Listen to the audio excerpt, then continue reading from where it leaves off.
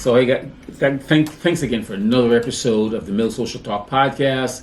I guess the Mill Social Talk Podcast, as we said, we always begin letting you guys know that we do bring you the best of interviews. Now, today the tables are turned a little bit, guys. So, Ms. Willie from the NAACP will be interviewing me. So I'm gonna sit back and feel those interviews, and we'll try to get you great information on what you need to know. Just to you guys know that I am in the business for over 30 years and in the real estate industry. And so the Mill Social always want to bring you the best information. So today I'm talking to Miss... You're talking to Miss Willie Shaw, and I am with the Evanston Northshore branch of the NAACP, which I have been with for many, many years. I am their civic engagement, political action chair. So my work is in the community always. I'm also a board member at the League of Women Voters. So we are in collaboration, those two groups, the NAACP and the League of Women Voters, to talk with realtors about what they see in the market in terms of affordable housing and enforcement of housing rules and regulations and ordinances in Evanston specifically, but around the North Shore. As we move forward, I just want to kind of add a few things in that I'm a graduate of the Chicago Rehab Network. We cover Chicago and all of North Shore. I'm also a licensed property manager. And I've been in sales for, like I said, over 30 years. So I'm going to ask Ms. Willie if she wanted to talk with me about what's happening in the industry today. And it's going to give me a chance to kind of educate the public on what we do. So, Ms. Willie, I'm at your disposal. Let me know. And we're going to hop right into questions. And, so our first question is, what role do you think the city of Evanston or any city should play in the enforcement of housing laws? All right, so that question, we're looking at, city has, of course, rules about housing. And I'm going to go to the people that are less fortunate. Right, when it comes to housing law, because they're the one that's most being discriminated. Whether or not it's Section 8, whether or not it's in some kind of organization that provide housing. A lot of brokers, I'm going to say this, because I'm going to put this on the brokers, because they come to us. Sometimes they're not aware of what the city rules are and laws are, or sometimes they don't make themselves aware, even though we as brokers have to educate ourselves all the time. Sometimes I'm gonna say we, even though I know, they don't know. So what the city got to enforce those, and I'm also going to put that on some of the agencies, because I've ran into many of agencies who do not want to deal with the less fortunate. Mm-hmm. And I want to say you're going to hear me talk about this passionately, because this is something that I do, and all the time I try to help as many people that are underprivileged. Mm-hmm. I do as much as I can. So the city should really enforce those laws. And I'm going to put this on the broker again. For brokers who don't know the rules of dealing with the less fortunate, they should really educate themselves on it, because really it's an education. Not so much in the city, but on the people that are here. Okay, thank you. Our next question is, how prevalent do you see discrimination when you're out and about, whether it's related to purchasing a home or renting an apartment? You do rent apartments? I do rent an apartment, yes. Discrimination in any of those areas, how prevalent is it on the North Shore? It is prevalent. It is very prevalent. I think, and we have clients that we're working today who, because now the economy has changed, mm-hmm. and you have what's called gig economy, mm-hmm. and and that would be the Ubers and the Lyfts and all that mm-hmm. good stuff, mm-hmm. and that's part of gig, and a lot of landlord they're not comfortable with that. Even though those folks are making $30,000, $40,000, $50,000 a year, they're like, you're working for Uber, you're working for these. So that's one of the discriminations. Now you got to remember that we're looking at credit score. I know personally of a property, I'm not going to name that property, Sure, of course. who on the Northshore here, who will not take a person unless they're over 700 credit scores. And I think that's totally ridiculous, even though that person is making good money. So they look at the credit score, and then you look at other buildings who, because a person looks certain way, they may not want to rent to them. I did. It's not so much. We're dealing with renters, but we're talking about. I'm going to give you a situation about, and if anyone want to go back on my podcast a year ago or so, I dealt with what's called redlining. Yes. And there is redlining, not so much in mortgage, and also, I'm going to say, the way people look and talk, and there is discrimination. There's no doubt about that. I mean, so that's sort of something that we have to kind of address. I mean, I know there's if there's laws in the real estate industry. If you have a 2-flat home, you can do certain things, but people that has 4+ units, there is discrimination. I want to say that. Is that whether it's the credit score or the way that they look? Does that mean is that illegal? And Absolutely. They are so credit scores should not be a determinant in particularly renting, probably more so as opposed to purchasing a home. Well, in purchasing a home, it's a little different. Now, I think as a managing broker, I don't normally look at credit score. Don't get me wrong, I do it, but I have to look at the overall picture of that person. And if there's some agencies that just deal directly with credit score. I look at you working, how long you've been there, your income, your family. I look at the whole picture and then I make the decision, but not on just a credit score. But there are some people who does that, and I think that's wrong. I think it's discriminatory, and I think it's bad for the community. Right? I think it's really, really bad. How well versed do you think the people that you come in contact with, whether they're renters or buyers, how much do they know about enforcement of laws, or what they cannot do, what the expectation is when they ask, I got 3 kids and I need a 4-bedroom. What do they need to know, or do they know anything, or do they just think, I have a month's, what I think would be a month's rent of what was listed, or 2 months security, and that's all I need. They don't know much. They do not know much. I think it's incumbent upon the professional to educate that person. And a lot of times, now, for example, and most people who come to me knows this. Whenever you come to me, I want to know who you are, what you do. I want to counsel you first before I do anything. All right. I want to tell you what you should and shouldn't do, or where you. I don't tell you where you want to live, but I look at someone and say, what's the best possible place I can put you for your money? Because your money will talk anyway, right? But most of the people don't know. They come to you for help. They come to you saying, Mr. Viamille, I make $25,000 or $50,000. Where can I live? Okay. We have to say where to, not direct them in any direction, but say, based on your information, I think you can rent for $1,000 a month, and here are the properties that you make. But do they have any? Do they know? No, they don't. Okay. Very few people know.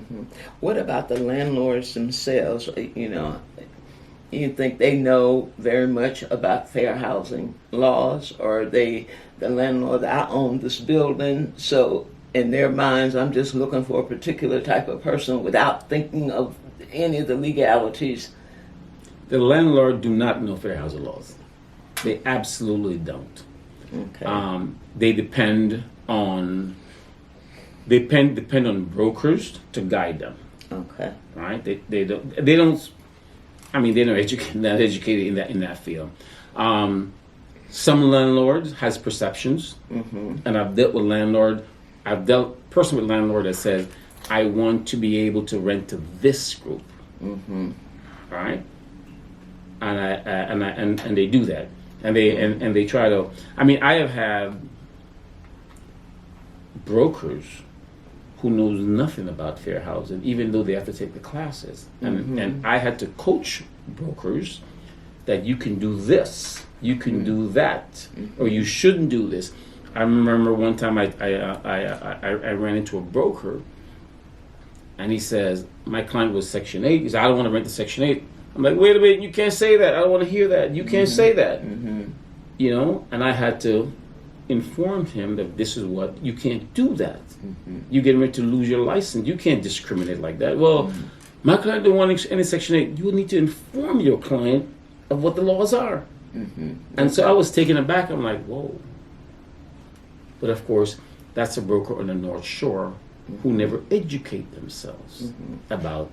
I mean, they take the fair housing ethics and all that stuff every 2 years, but then take the time to say, you know, how does this thing work? Not just read a book, right? So yes, back to your question, do they understand fair housing?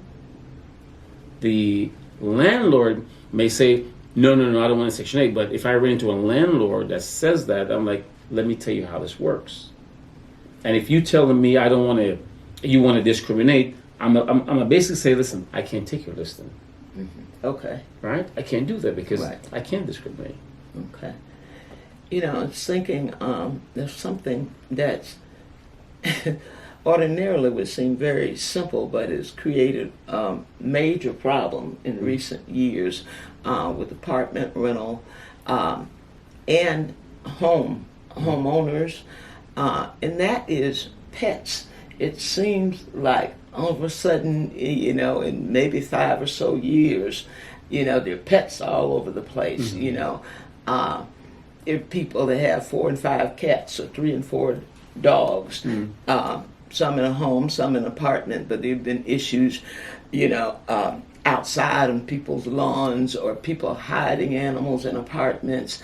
And then we've talked to people and just want to know how prevalent this has been with you, with certain groups of people and nationalities of people being able to have at least a pet, and then these less fortunate people, as we call them, as you said earlier, that I have a dog in that same building. Then they say, you can't come because we don't take dogs.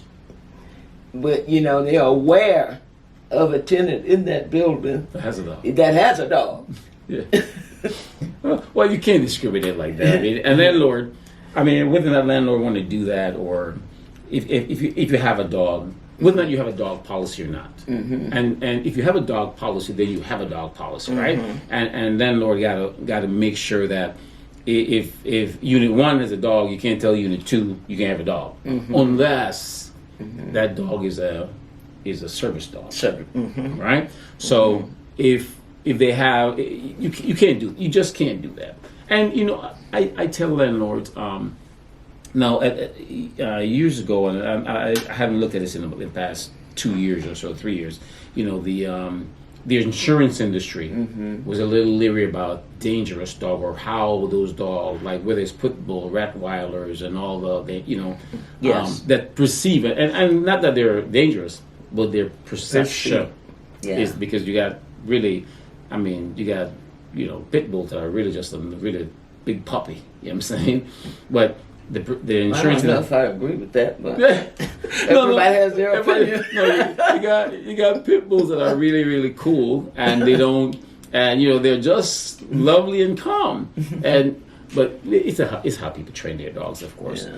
But the insurance industry had this perception that if you have these certain animals, then you can have a higher insurance, or they may lose your insurance, or you got to buy insurance because of the fact that, you know, they're perceived to be, you know, much more dangerous. All right. So if there's a dangerous dog, then the landlord kind of have to look at that and say, listen, I could be sued because of this dog.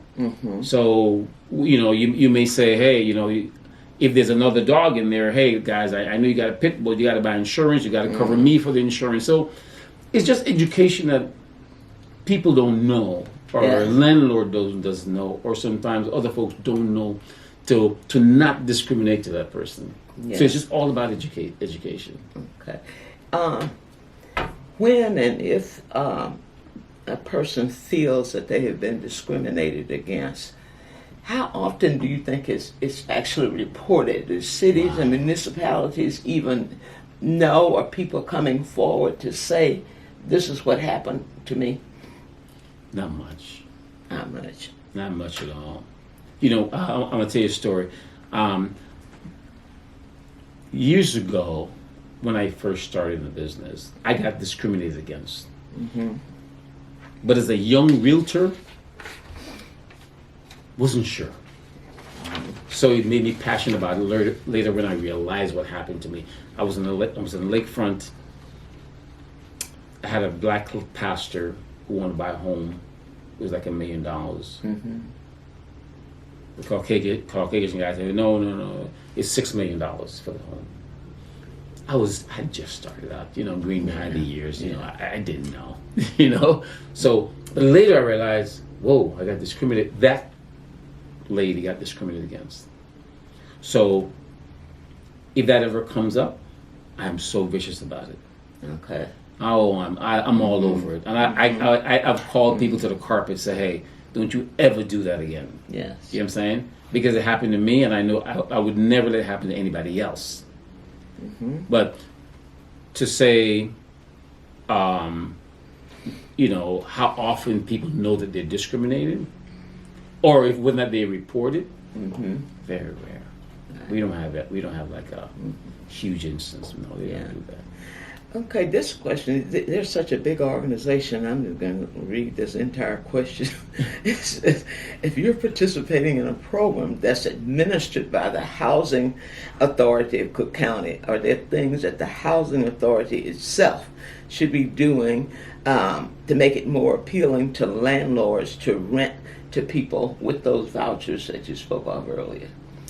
So, I'm a landlord, and I have vouchers.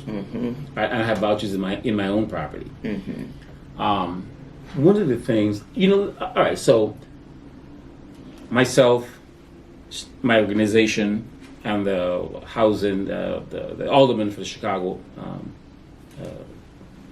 forgot what 44th Ward, I think, was on a meeting last week, Monday of this week. Okay. And so it was for those who know, Chicago Rehab Network, we're dedicated to public housing and to lowering the cost of housing. That's what we do as a member of the Chicago Rehab Network. So I actually proposed this to the alderman on Monday. I said, there's a lot of folks that has Section 8 voucher, but Section 8 has a perception of the people that are coming into the unit are not of great character. I'm going to say that, but that's the word. So I told the alderman this, and I said, I want you to think about this, because my office rents to a number of Section 8 tenants, and I have my own. However,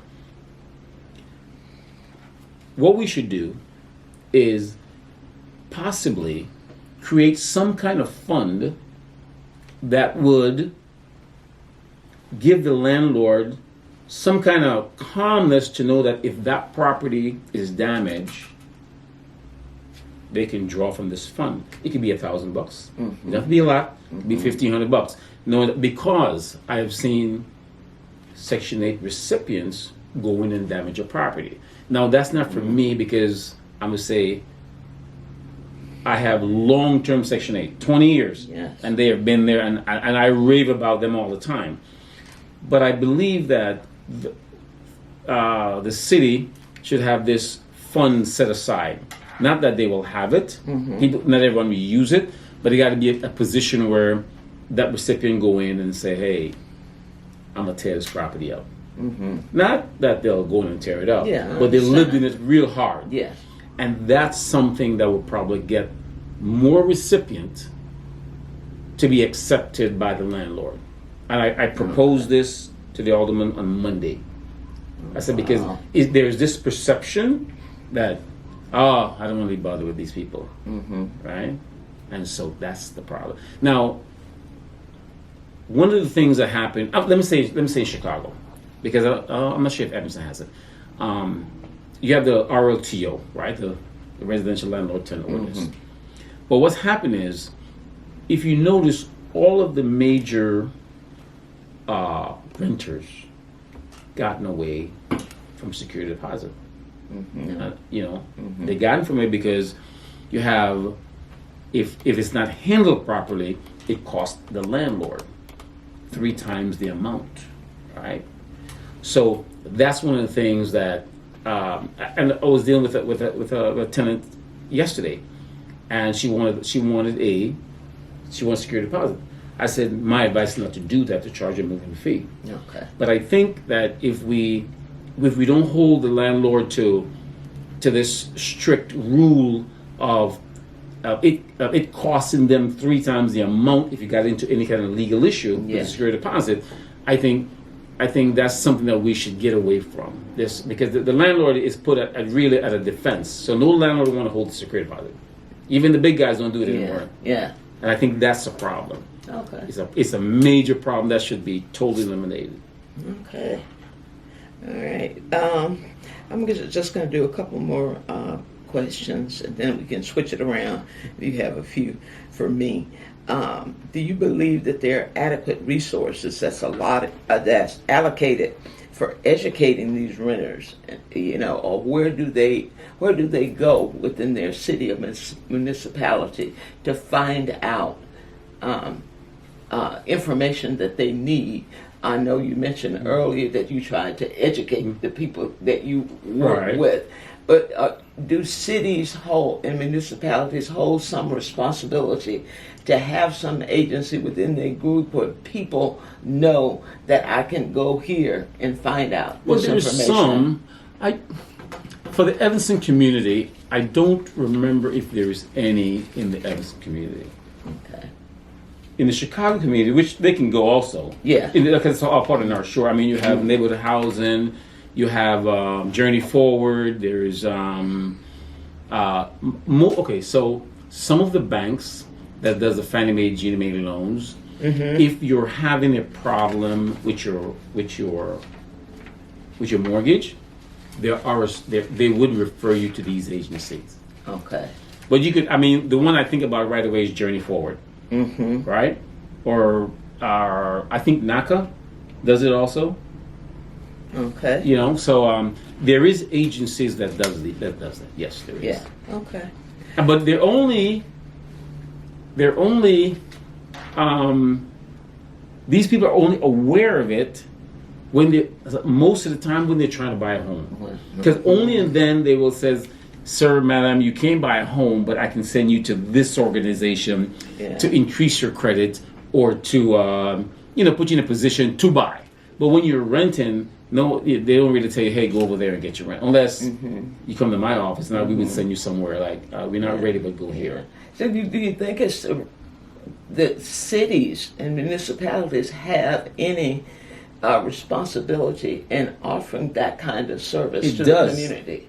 It does have the responsibility. And that responsibility, and I'm going to tell you, one of the things that I think, I spoke to a trustee from North Oakland Community College. I was talking to her about it. And I said, she had said at one time, maybe I can come in and give a lecture about homes. And I think that should start in college, in high school and college. Yes. Because I did talk to one of the trustees there, and I'm like, we should really just go ahead and I gave her my time to say I will come in and I will talk to the seniors, to kind of educate them about housing and do a whole whatever, just a couple of lectures, and if they have any questions, their parents can come in And we just haven't locked it up yet. But I did offer to go in and just talk to seniors. Oh, okay. Because I think it's important. I mean, I'm passionate about housing. Yeah. And so I think if you get them young, Absolutely. they know, right? Absolutely. you can't, they'll be able to kind of move forward and do the right thing, be in a better position to have better housing down the road. Good. All right. Well, thank you very much for answering our questions, and we will consolidate everything. And I'm sure when we're done, they won't have any problem with sharing that report with you. Absolutely. What the entire North Shore comes up with. I'm glad. I really appreciate the fact that you asked me to do this because I'm passionate about housing. This is what I've done all my life, and so housing, and especially dealing with with the less fortunate. Yes. For me that's a passion of mine. In that we in our office we actually connect with other agency that deals with the less fortunate, and we have provided housing for them for years now. So we've actually had connect. I'm gonna tell you that whether it's Catholic Charities, and all Chicago or any one of the organizations in and around Chicago, Northshore organization, we've actually connected with them to say, how can we help? How can we provide housing for whether it's anyone that needs it, and we've provided homeless, we provide to people that are on the edge, and we've always done that, and that's just something we do at our office. Okay, well, thank you very much. So again, guys, I thank you for Miss Willie in this interview. Thank you guys for listening. Please share this video. It's a very important video to share.